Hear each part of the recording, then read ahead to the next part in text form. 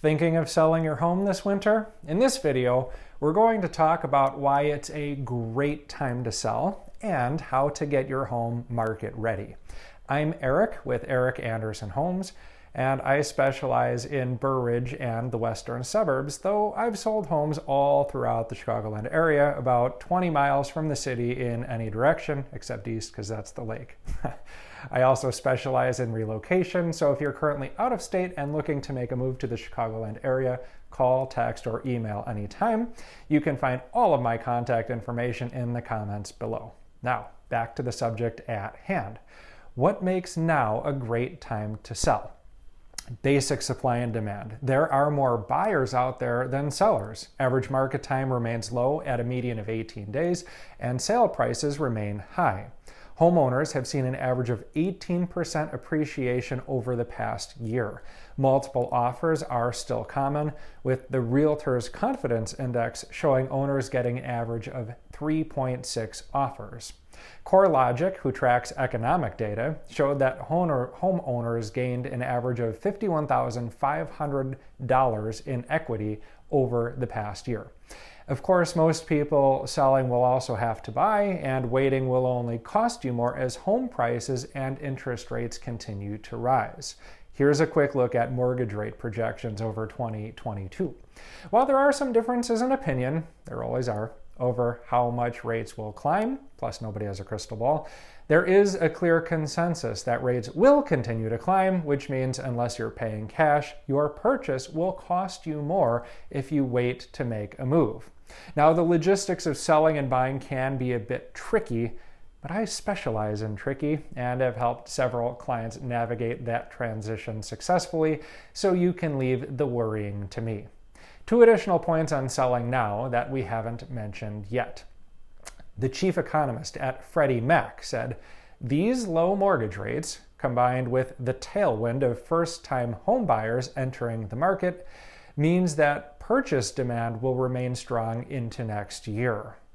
Millennials are increasingly entering the housing market, meaning there are a significant number of first-time buyers out there, to our earlier point about demand outpacing supply." Jessica Lautz of NAR has also pointed out the role of the pandemic, can't forget that, in the current housing situation. She said, "Home sellers have historically moved when something in their lives changed, a new baby, a marriage, a divorce, or a new job. The pandemic has impacted everyone, and for many, this became an impetus to sell." The other great thing about selling during a low inventory seller's market like this is you can not only get a higher price, but you can leverage high demand and low market time during negotiations to get better terms. There are several other factors to consider when negotiating and evaluating offers, things like closing timeline, tax proration, financial terms, and whether or not your buyer is able to waive any of the usual contingencies like the inspection or the appraisal. A solid as-is cash offer with no inspection or appraisal would put you, the seller, in a great position. Now that we've talked about why current market conditions are so favorable to sellers, I'd also like to give you an overview of what to expect during the listing process, timelines, and how to get your home market ready. The first thing we do is meet to discuss preliminary improvements and pricing. The technical term agents use for getting a home market ready is staging. You can think of staging like getting ready for a date. We're trying to match your home up with the perfect buyer. And if you don't put at least some effort into making it presentable, the market's going to say, "Thank you, next," and swipe left on Zillow. You only have one chance to make a great first impression. Now, we'll get into the specifics of that when I and my staging team come out to see your home, but in general, you want to follow what we call the 3 Ds. This would be deep clean, declutter, and de-personalize. Deep cleaning is important because you want the buyer to know you've taken care of the home. If they show up to see your home and it's a mess, they'll wonder what else you've been neglecting. Deodorizing also falls, very importantly, under deep clean. The last thing you want prospective buyers is smelling the overwhelming stench of cat, dog, or teenage boy. These will not help sell your home. The smell of fresh baked cookies, however, will. I once read somewhere that Disney makes certain areas of their park smell like vanilla because it makes visitors hungry, and then they spend more at the restaurants. If you leave out a plate of cookies during showings, not only will the home smell great, you might even appeal to the buyer's sense of reciprocity. This is a negotiation thing. You're giving them something, and the natural response to this is to want to give something in return. Maybe an offer? It's subtle, but details like this will set your home apart from the others, make it more memorable. That's what you want, in a good way.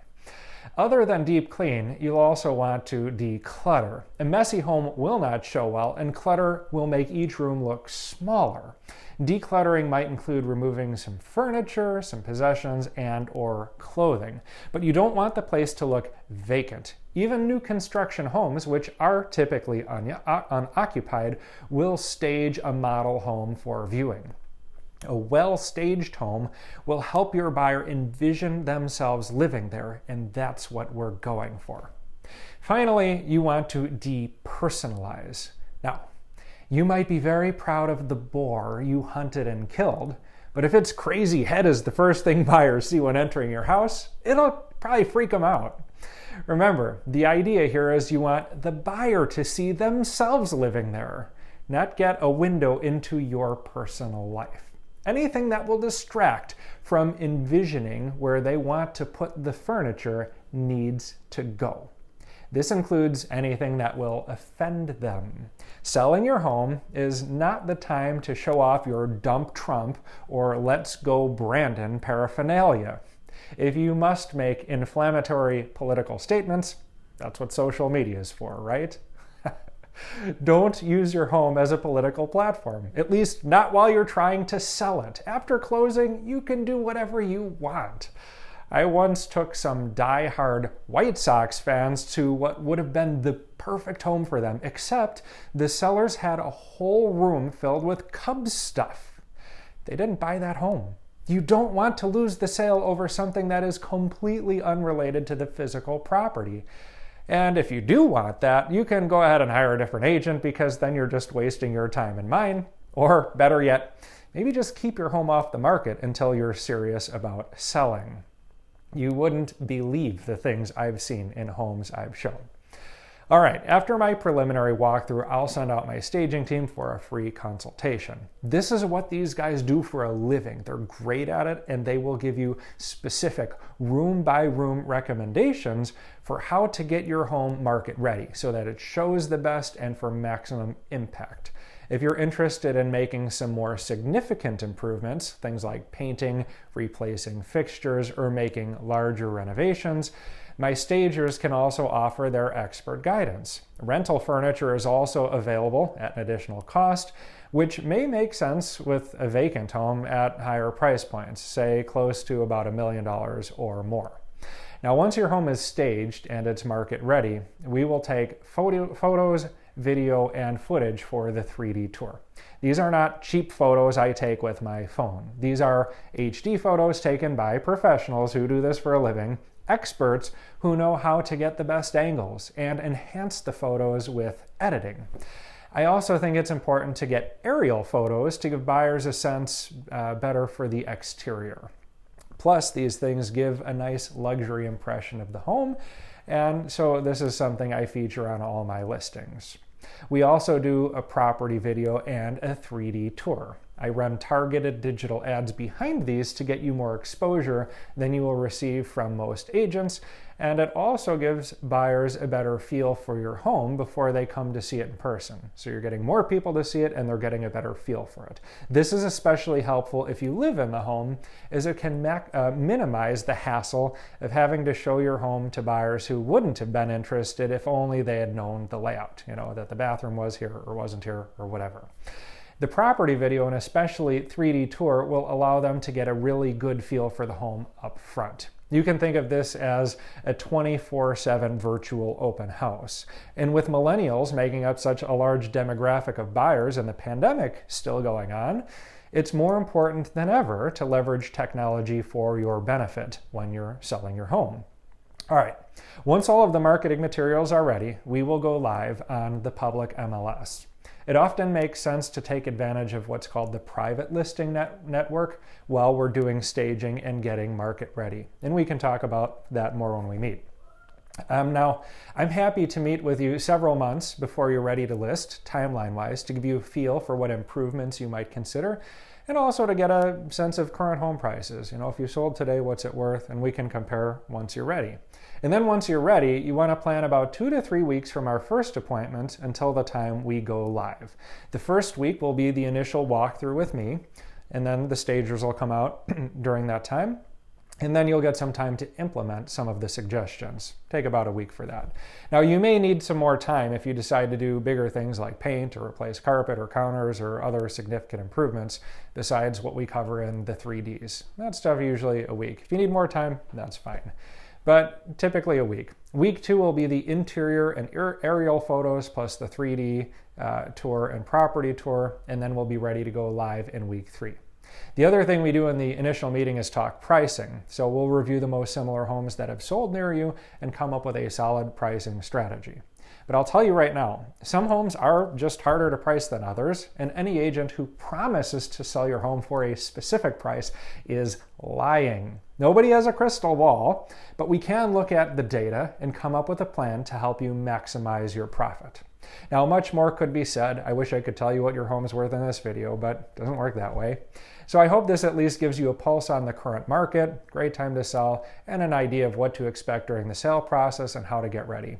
If you're looking to sell your home in Burridge or the western suburbs this winter, reach out anytime, and I'd be happy to discuss your specific situation. Of course, there is no charge for any of this video included, and I do offer, or for my coming out to see you. And I do offer flexible terms to my clients when it comes to the listing contract. I've done a great job for my clients, and most of them have been very happy with me, but the last thing I want is for you to feel stuck with me if things aren't working out or if your situation changes and you no longer need to sell. I'm Eric with Andersen Homes, here to remove the headache from real estate and provide expert guidance for your next purchase or sale.